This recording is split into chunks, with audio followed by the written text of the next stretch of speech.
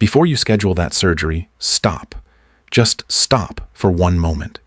Because there is something your surgeon is not telling you, something that could cost you everything. If you are over 60, or if someone you love is, what I am about to share with you could be the most important medical information you will hear all year. 5 common surgeries are being performed on seniors every single day across America, and the risks tied to these procedures are staggering, well documented, and almost never explained before the consent form is signed. I'm Dr. Christian O'Brien, board certified in metabolic and preventive medicine, and in 15 years of clinical practice, I have watched too many patients walk into operating rooms that they should never have entered. That is why I'm making this video.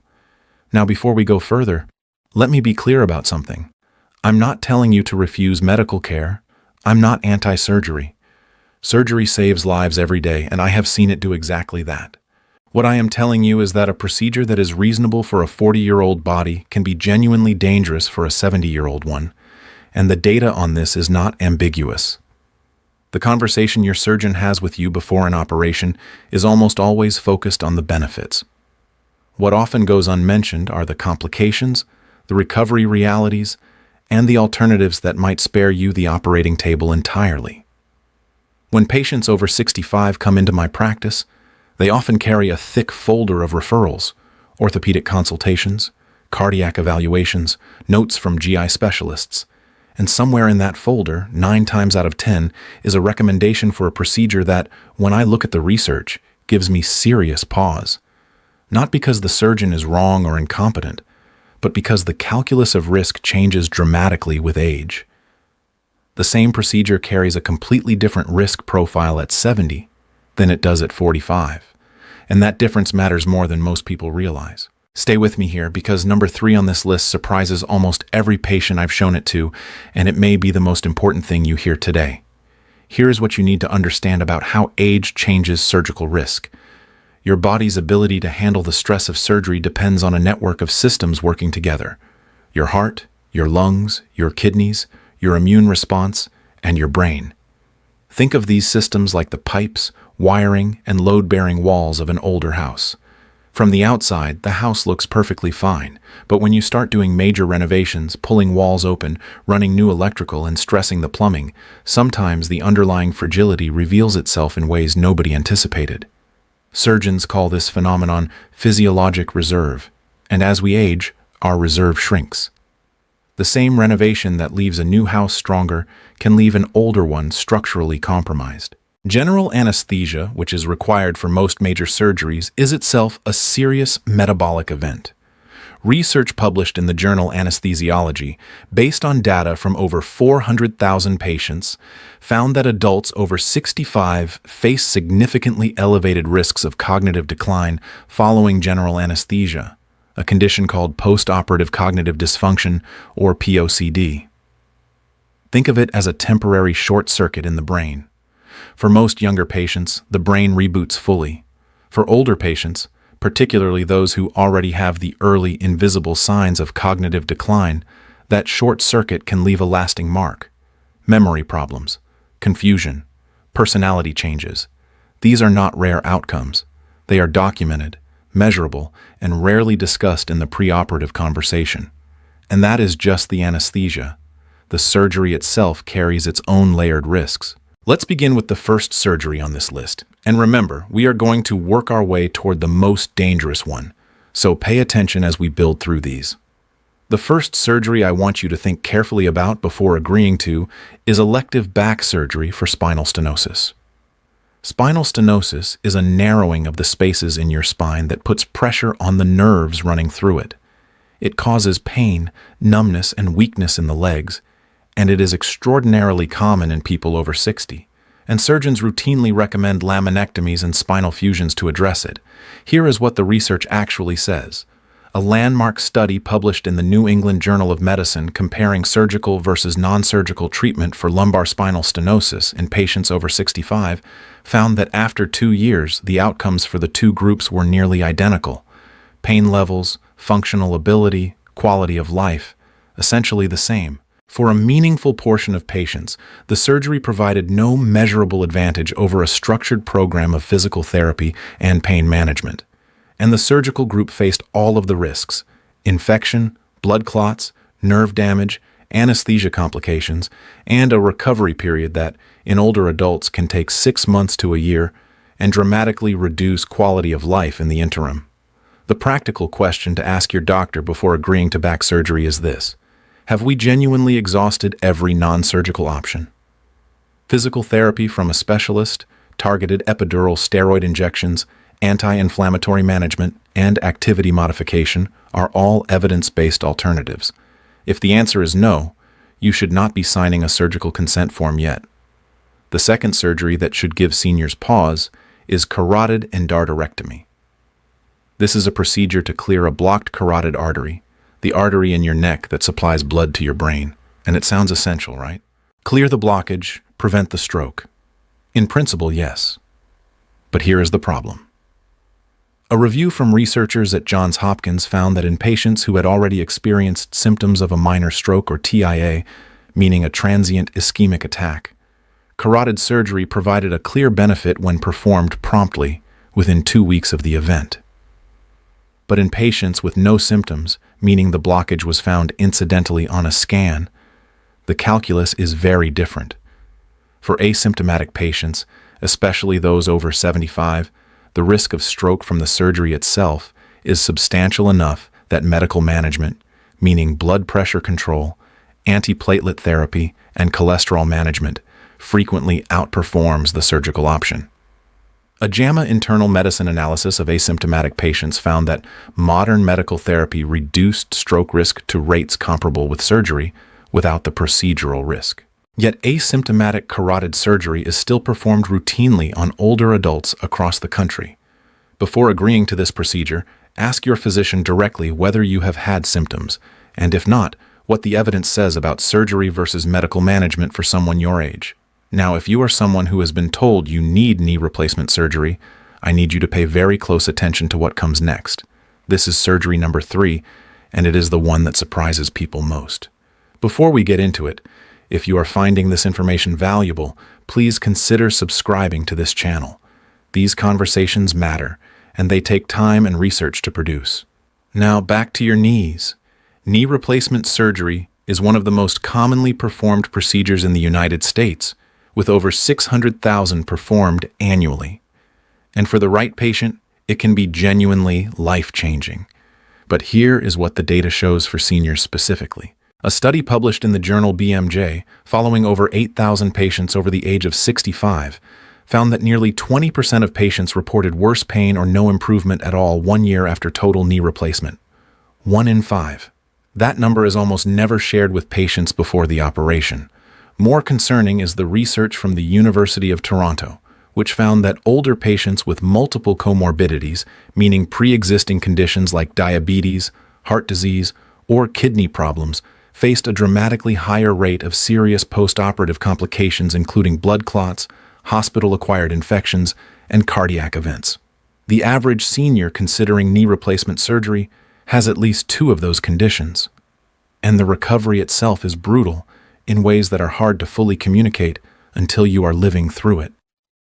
3 months of limited mobility for an older adult is not just uncomfortable. It accelerates muscle loss, increases fall risk, raises the risk of depression, and can trigger a cascade of health declines that persist long after the knee itself has healed. The alternative to consider seriously is a structured, supervised physical therapy program combined with targeted injections and appropriate weight management. Research from the American College of Rheumatology shows that patients who lose even 10% of their body weight and complete a rigorous physical therapy protocol often achieve pain reductions equivalent to surgical outcomes without a single incision. That is not a miracle claim. That is the data. The 4th surgery on this list is one that might actually save your life if you need it, but that is over-recommended at dangerous rates for older adults. Coronary artery bypass grafting, commonly called open heart bypass surgery. This is a serious, hours-long procedure in which surgeons reroute blood flow around blocked coronary arteries using grafts taken from elsewhere in the body. For patients who have had a recent heart attack, who have multiple severely blocked arteries, and whose heart function is significantly compromised, bypass surgery is clearly indicated. The evidence is strong and unambiguous. But for older adults, particularly those over 75, who are found to have coronary artery disease on imaging and who are not actively in crisis, the risk-to-benefit calculation is far more nuanced. Research published in Circulation, using data from over 15,000 patients over age 75, found that outcomes for stable coronary disease managed medically, meaning with statins, blood pressure medication, aspirin, and lifestyle changes, were comparable to surgical outcomes at 5 years, with far fewer procedural deaths and complications. Open heart surgery in a 78-year-old is a fundamentally different event than in a 55-year-old. The heart and lungs go on to bypass during the procedure. The cognitive risks are amplified. The recovery is measured in months. Before agreeing to this surgery for stable disease, you should be asking whether aggressive medical management has been given a real, sustained trial. If the answer is no, push back. I want to tell you about a patient of mine. I'll call him Robert. Robert was 72 years old when I first met him. He was a retired engineer from Ohio, sharp as a tack, active, and deeply proud of the fact that he still mowed his own lawn. His primary care physician had referred him for evaluation, after a routine scan showed moderately narrowed coronary arteries. His cardiologist had recommended bypass surgery. Robert came to see me before agreeing.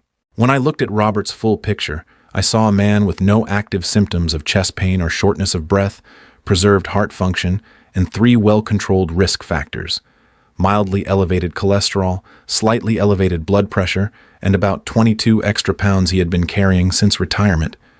He was not in crisis. He was a candidate for optimization. We built Robert a program, a Mediterranean-style dietary approach, a supervised walking and resistance training protocol, optimized medications, and a 6-month monitoring plan. At 3 months, his resting blood pressure had dropped from 148 over 90 to 124 over 78. His LDL cholesterol fell by 31%. He had lost 17 pounds. At 6 months, a follow-up stress test showed his heart was responding well to exertion, and his cardiologist, reviewing the new data, agreed that surgery could be deferred indefinitely with continued medical management. Robert still mows his lawn. 2 years later, he told me the best decision he ever made was asking a second opinion before signing a consent form. Robert's story is not unique. It reflects a pattern I see repeatedly, and it brings me to the 5th and most dangerous surgery on this list: aggressive cancer surgery in older adults with multiple comorbidities. This is the most difficult conversation in medicine, and I want to approach it with the seriousness it deserves. I am not telling you that cancer surgery should never be performed on older adults. I am telling you that the decision is far more complex than most surgical consultations reflect, and that the evidence demands a more honest conversation. A review published in the Journal of the American Geriatric Society analyzed outcomes from major cancer surgeries in adults over 80 and found that complication rates, including cardiac events, respiratory failure, delirium, and 30-day mortality, were dramatically elevated compared to younger cohorts. 30-day mortality for major abdominal cancer surgery in octogenarians in this review exceeded 10%. That means 1 in 10 patients over 80 did not survive the surgery itself. Here is what makes this conversation so hard. Many of these surgeries are performed with curative intent on cancers that, given the patient's overall health status and life expectancy, may never have caused symptoms or shortened life. A 79-year-old man diagnosed with low-grade prostate cancer, for example, is statistically far more likely to die with that cancer than from it. Active surveillance, meaning watchful waiting with regular monitoring and no immediate treatment, is now a guideline-recommended approach for many low-risk cancers in older adults. But surgical reflexes are powerful, and patients who hear the word cancer understandably want it out immediately. The role of a good physician is to sit down, slow down, and help the patient understand whether aggressive intervention is truly likely to add quality years, or whether it risks trading the good time they have now for a brutal recovery that may never fully resolve. This is also where I want to be clear about the importance of working with your own physician on decisions like these. What I am sharing with you today is information, not a prescription. Every patient is different. Your medical history, your functional status, your values, and your priorities all matter enormously. Use this information to start a conversation, to ask better questions, to demand fuller answers. That is the power I want to give you today. Here is what ties all 5 of these surgeries together. Each one can be appropriate and genuinely life-saving in the right patient at the right time. What they share is a tendency to be offered too quickly, too readily, to older adults who may not have been fully informed of the alternatives, the real risk profile for their age group, and the honest statistical outcomes. The system is not designed to slow down and have that conversation. Your surgeon is skilled and often well-intentioned, but they are trained to operate. Getting a second opinion from a geriatrician or a preventive medicine specialist before any major elective surgery is not an insult to your surgeon. It is one of the smartest things you can do. Before you agree to any elective surgical procedure, I want you to ask 5 specific questions. Ask your surgeon what the evidence shows for patients my age specifically. Ask what the non-surgical alternatives are and why they are not being recommended. Ask what the realistic recovery timeline looks like for someone with my health history. Ask what the complication rate is for this procedure in patients over 70 at this facility. And ask what happens if I choose watchful waiting or medical management instead. These questions are not combative. They are reasonable, evidence-based, and they may change the entire conversation. You just invested real time in your own health education, and that matters. The information in this video is not designed to frighten you. It is designed to arm you with something that the medical system does not always provide on its own: the full picture. You are not a passive recipient of medical decisions. You are an active participant in your own care, and you have every right to slow down, ask hard questions, and demand answers that reflect your age, your health, and your priorities. To recap what we covered today, back surgery for spinal stenosis is frequently performed on seniors without exhausting non-surgical alternatives, and the outcomes data shows those alternatives often produce equivalent results. Carotid endarterectomy in asymptomatic patients carries procedural risk that often is not justified by the evidence, particularly in those over 75. Knee replacement surgery produces worse than expected outcomes in nearly 20% of older patients, and structured physical therapy with weight management deserves a serious, sustained trial first.